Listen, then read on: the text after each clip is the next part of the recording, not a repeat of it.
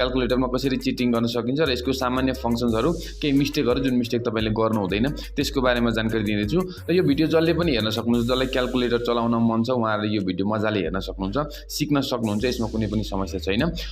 र मैले चाहिँ के सोचेको थिएँ भने यो क्याल्कुलेटरको सबै फङ्सन्सहरू कसरी चलाउने भनेर एउटा एडभान्समा भिडियो बनाउने सोचेको थिएँ तर मलाई थाहा छ तपाईहरुसँग टाइम एकदमै कम छ म तपाईहरुको टाइम वेस्ट गर्ने पक्षमा कति पनि छैन सो छोटो समयमा केही कुराहरु एक दुईवटा कुराहरु जानकारी दिन्छु यदि तपाईले सम्पूर्ण कुरा सिक्न मन छ भने कमेन्ट गरिदिनुस् न है एडभान्स क्याल्कुलेटर फंक्शन्स युज गर्न चाहनुहुन्छ सबै फंक्शनहरु चलाउन चाहनुहुन्छ भने कृपया कमेन्ट गर्नुस् म तपाईलाई आज चाहिने कुराको जानकारी दिन्छु क्लास 10 मा पढ्ने स्टुडेन्टहरुको लागि स्पेशली सो यहाँनेरि तपाईले के गर्नुपर्ने हुन्छ त भन्दाखेरि तपाईको क्याल्कुलेसन रङ नहोस् मिस्टेक नहोस् र क्याल्कुलेटरमा भएको प्रब्लम गर्दा तपाईको हिसाब नबिग्रियोस् भन्ने एक्जाम हलमा नबिग्रियोस् भन्ने मेरो चाहना हो तपाईले फर्स्ट अफ अल यही क्याल्कुलेटर छ भने है स्पेशली अरु क्याल्कुलेटरहरु पनि हुन्छ हुन त तर धेरै जसो यो क्याल्कुलेटर चलाएको पाए मैले स्टुडेन्टहरुले त्यही भएर मैले यसैमा भिडियो बनाउँदै छु र यो साइन्टिफिक क्याल्कुलेटर राम्रो पनि छ है मतलब एकदमै कन्भिन्स हुन्छ नि चलाउन सजिलो खालको फर्स्ट अफ अल तपाईले यो मोडलाई 0 मा राखिदिनु पर्ने हुन्छ है किन भन्दाखेरि यो मोड यहाँ छ नि यो मोडलाई प्रेस गरेर 0 मा राखियो भने चाहिँ साइन्टिफिक मोडमा जान्छ यसले गर्दा चाहिँ हाम्रो साइन्टिफिक मोडमा इररहरु हुँदैन हैन अब इरर केमा हुन्छ त भन्दा जस्तै मोड 1 मा राख्यो हामीले मोड 1 मा राख्दाखेरि हेर्नु त 5 * 5 गर्दा कति आउँछ त भन्दा 25 त आयो तर 5 * 62 गरियो भने 310 यहाँ कहिलेकाहीँ यस्तो आइदिन्छ क्या तपाईकै यस्तो आइदिन्छ हैन 6 * 6 गर्दाखेरि 24 आइदिन्छ यो खालको प्रब्लम आइदिन्छ त्यही भएर अब यसलाई मोड 0 गरेर हेरौँ हामीले मोड 0 गरौँ फेरि पनि मोड 0 प्रेस गरौँ अब हेरौँ त 6 * 6 कुनै पनि प्रब्लम छैन छ त छैन सो यसरी तपाईले मोड 0 मा तपाईको जेमा भए पनि मोड 0 थिचिदिनु भयो भने के पनि बिग्रिदैन हैन अब यहाँनेर तपाईले अलि मजाले हेर्नु भने यहाँनेर फिक्स भनेर तपाईले लेखेको देख्दै हुनुहुन्छ यो स्क्रिनमा हैन यो फिक्स छ यसलाई कसरी हटाउने र यो कसले कतिमा फिक्स गरे हुन्छ आफुलाई आवश्यकता अनुसार हैन यसलाई हटाउनका लागि चाहिँ यहाँनेर यो शिफ्ट थिचेर फिक्स थिचिदिनुस् हैन शिफ्ट थिचेर फिक्स थिच्यो भने यो हट्छ यो फिक्स कति बेला चाहिन्छ अनि यो फिक्स कति बेला हटाउने भन्दाखेरि जस्तो तपाईले क्याल्कुलेसन गर्दा गर्दै धेरै नम्बरहरु आएर त्यसलाई स्किप गर्नुपर्ने भयो भने त्यति बेला फिक्स चाहिन्छ फर सपोज तपाईलाई 1060 को भ्यालु चाहियो अरे ल सरी sin 60 को भ्यालु चाहियो अब यहाँनेर sin 60 को भ्यालु पनि यसले रङ देखाइरहेको छ यसरी तपाईले ट्रिगोनोमेट्रिक रेशियोहरुलाई चाहिँ एकदमै राइट भ्यालु देखाओस् भन्ने चाहनुहुन्छ भने तपाईले यो DRG भन्ने देख्न सक्नुहुन्छ डिग्री रेडियन ग्रेडियन्ट यसलाई चाहिँ तपाईले चेन्ज गरेर डिग्रीमा लानु पर्ने हुन्छ अहिले हेर्नु भने यो r मा छ यहाँ राम्रोसँग हेर्नुस् त यहाँनेर r मा छ यो सानो एउटा सानो कोठामा देखिँदैछ यो r मा छ अब यसलाई प्रेस गर्नुभयो भने यो g मा चेन्ज भयो यहाँनेर देख्नु भयो होला g मा चेन्ज भएको देख्न सक्नुहुन्छ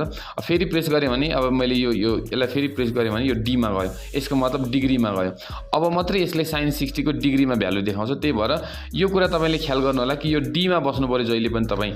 कम्पल्सरी म्याथमेटिक्समा यो d मा बस्नु पर्यो सानो कोठा देख्दै हुन्छ नि छेउमा सो यो DRG यहाँबाट चेन्ज हुन्छ यो DRG बाट यसलाई चाहिँ तपाईले d मा राख्नु होला है म्याथको प्रब्लमहरु गर्दाखेरि ट्रिगोनोमेट्रीको अब यसले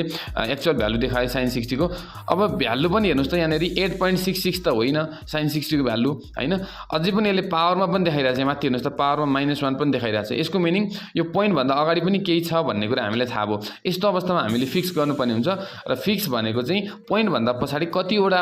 नम्बरहरु हामीलाई शो गर्न मन छ त्यो चाहिँ फिक्स जस्तै पोइन्ट भन्दा फिक्स थिचेर मैले पोइन्ट भन्दा पछाडी 5 वटा नम्बर देखाउन चाहन्छु भने फिक्स थिचेर 5 थिच्ने हो भने ल हेर्नुस् त 1 2 3 4 5 वटा नम्बर चाहिँ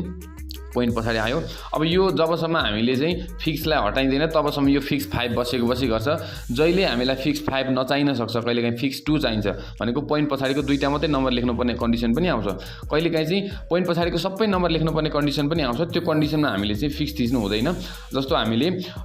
कम्पाउन्ड इन्ट्रेस्टको प्रब्लमहरु डिप्रिसिएसनको प्रब्लमहरु गर्दाखेरि चाहिँ हामीले चाहिँ यो फिक्सको प्रयोग गर्नु हुँदैन किनभने त्यहाँनेरि मनीको कुरा भइरहेको हुन्छ पैसाको कुरा भइरहेको हुन्छ र फिक्स गर्यो भने त्यहाँनेरि केही नम्बरहरु स्किप हुन्छ जसले रिजल्ट केही रुपैयाँ तल माथि पार्छ एन्सर करेक्ट आउँदैन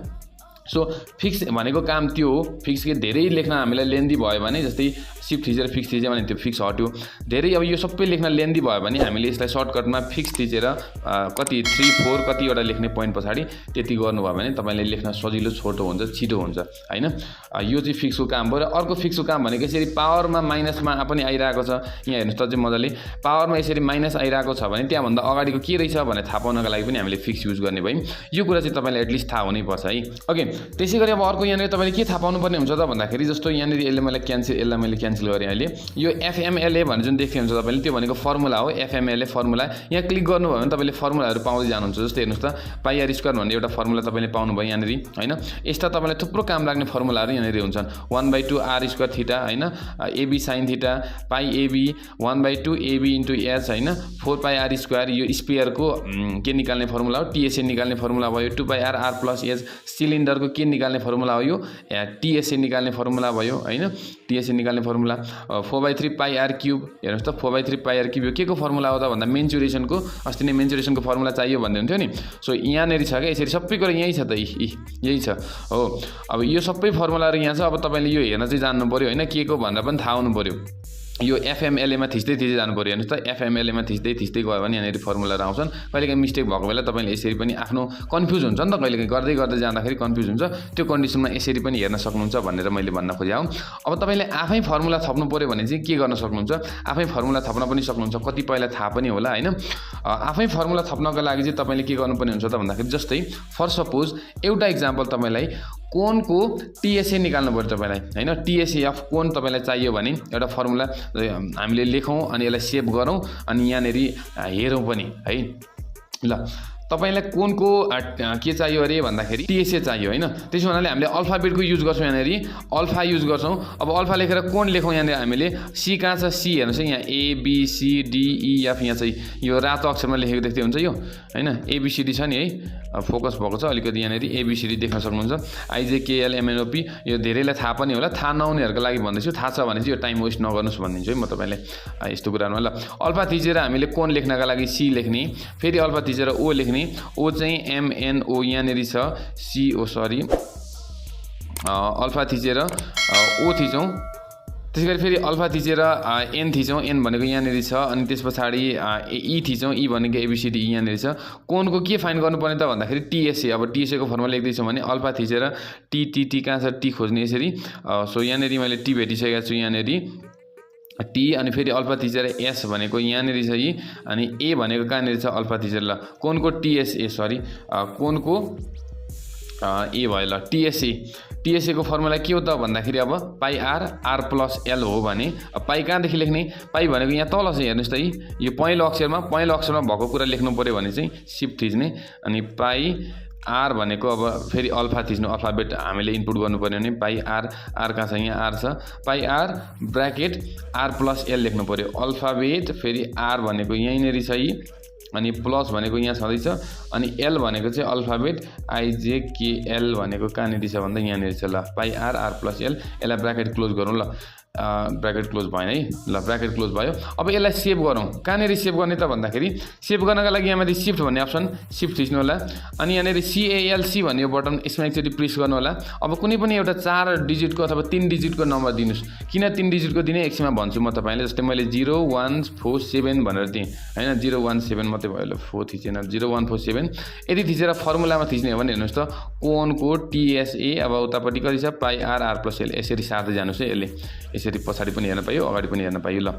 अब यसलाई मैले पुरै काट्ने क्यालकुलेटरलाई पुरै अफ गर्ने अब अन गरेँ मैले अब मैले अघि सेभ गरेको फर्मुला हेर्नुपर्ने छ इक्जाममा त्यही आयो भने के गर्ने त भन्दा 01 अब कोड थाहा नभए पनि हुन्छ है तपाईँलाई मलाई चाहिँ थाहा छ 0147 थिचेर ठ्याक्कै फर्मुला थिचिसके पछाडि कोनको टिएसएको फर्मुला के अरे पाइ आर प्लस एल ल अब यो फर्मुला लगाएर क्यालकुलेसन गर्ने यसरी चाहिँ तपाईँले जति पनि फर्मुलाहरू पनि सेभ गर्न सक्नुहुन्छ यहाँनिर होइन 50-60 वटा तपाईँलाई कति फर्मुला चाहिन्छ त्यति सेभ गरेर लान सक्नुहुन्छ कि कुरा बुझ्यो नि के गर्नुपर्ने छ बुझ्नु भएन भने एकचोटि फेरि रिपिट गरेर हेर्नुहोस् मैले मजाले भनिदिएको छु यहाँ सबै कुराहरू डाटाहरू पाइन्छ तपाईँले आफै फर्मुला बनाएर सेभ गर्नुहोस् र यो एफएमएलए थिच्दै जानुभयो भने पनि लास्टमा तपाईँले सेभ गरेको फर्मुला आउँछ है जस्तै यहाँ एकचोटि म तपाईँलाई यहाँ थिच्दै देखाइदिन्छु यहाँ चाहिँ के हुन्छ त भने यो क्यालकुलेटरमै जम्मी 36 वटा जति फर्मुला सेभ भइसकेको हुन्छ अब त्यस पछाडि हामीले 37 नम्बर 38 नम्बर त्यहाँ त्यो लिस्टमा कन्टिन्यू हुँदै जान्छ हामीले सेभ गरेको फर्मुलाहरू यहाँ कहाँनिर हामीले सेभ गरेको आउँछ होला भन्दाखेरि अघि गइसकेको छ सिफ्ट थिचेर एफएमएलए गऱ्यो भने ब्याक आउँछ सिफ्ट थिचेर एफएमएलए ल हेर्नुहोस् त कोनको टिएसएल आयो यसरी चाहिँ हामीले धेरै फर्मुलाहरू बनाउन सक्छौँ तपाईँले पनि बनाएर यो तरिकाले अलिकति हेल्पफुल हुनसक्छ भनेर बनाएको है र यो अरू पनि थुप्रो फङ्सनहरू छ अब स्क्वायर गर्नु पऱ्यो भने यो थिच्नुहोस् रुट गर्नु पऱ्यो भने यो थिच्नुहोस् क्युब गर्नु पऱ्यो भने यहाँ छँदैछ होइन क्युब गर्नु, जस्तै 5 को क्युब गर्नु पर्यो भने 5 यो पावर 3, 5 को पावर 3 भनेको 5 क्युब। यसरी गर्नु होला है। थुप्रो कुराहरू छ यहाँनेरि। अब सर्टकट टाइम तपाईँहरूको पनि टाइम वेस्ट नहोस्, अरू प्र्याक्टिस गर्ने टाइममा यो क्यालकुलेटरमा टाइम नजाओस् र यसरी गर्नु होला। क्यालकुलेसन मिस्टेक नगरिकन इक्जाम राम्रो गर्नु होला। Best of lock. Thank you so much.